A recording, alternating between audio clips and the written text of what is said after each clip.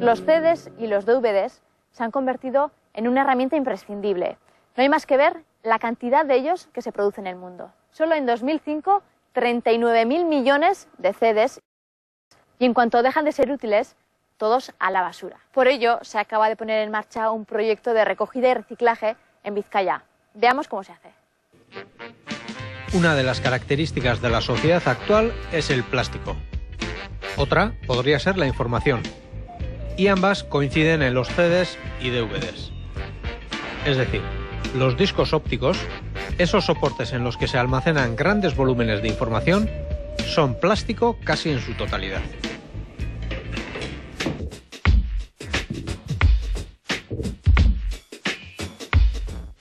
El plástico policarbonato es fundamental en los discos ópticos. Es su soporte físico, lo que le da cuerpo a los discos. Y es también el soporte donde se almacena el contenido, ya que la información se graba directamente en el policarbonato. Los CDs están compuestos de un único disco de 1,2 milímetros de grosor, que se graba por una sola cara. Los DVDs, en cambio, cuentan con 1 o 2 discos. Por eso tienen una mayor capacidad de almacenar datos. Sea uno o sean dos, la matriz de policarbonato es transparente y hay que añadirle una capa de aluminio para que pueda ser leída por el láser del lector.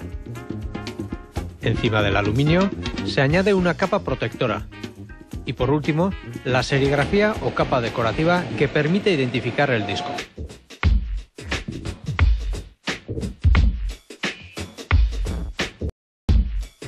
Se producen a millones, se utilizan y una vez que no se necesitan, se tiran a la basura.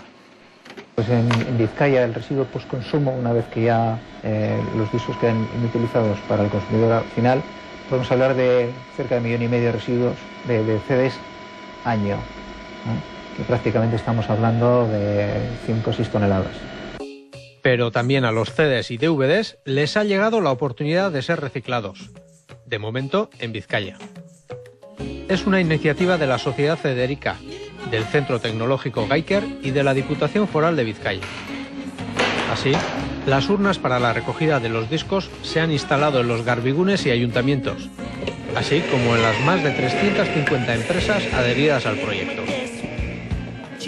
Los discos acumulados en casa o en las empresas se depositan en las urnas y de allí son llevados a la empresa recicladora.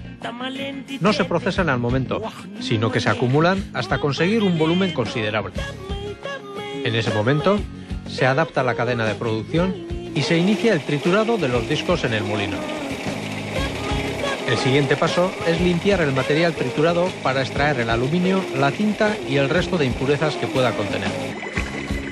Una vez lavado, se seca en los hilos y se lleva a la máquina de extrusión, donde se calentará hasta fundirlo.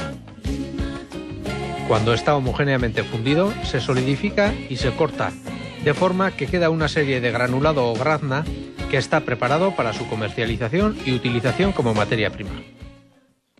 Aquí en el proceso del reciclado lo que vamos a obtener de nuevo es policarbonato, que va a tener una diferencia con el que se compra inicialmente virgen, en que pierde unos grados de pureza.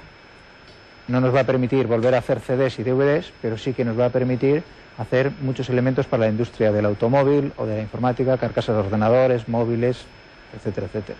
Quizás en el sector que más se utiliza es en el sector del automóvil, y ejemplos concretos pueden ser pues, las ópticas de los coches, salpicaderos, el parachoques. Igual el 30% de las piezas se están haciendo ya con policarbonato. En general, la mayoría de ello con policarbonato reciclado. Ese sería el proceso completo, pero en realidad normalmente no lavan los discos triturados. Se utilizan tal y como están, por lo que el plástico que sale de la máquina de extrusión suele ser normalmente de color verde. Se utiliza bien con ese color o bien para materiales que serán pintados de colores oscuros. De hecho, en Geiker están estudiando diferentes formas para limpiar el material. Tratan de obtener un modo de limpieza sin productos ácidos y que sea ecológica y económicamente viable. Además, en Geiker también estudian y controlan las propiedades químicas y sobre todo físicas del policarbonato reciclado mediante pruebas de dureza, resistencia a los golpes, flexibilidad, etc. En otros lugares del mundo también hay quien recicla los discos ópticos.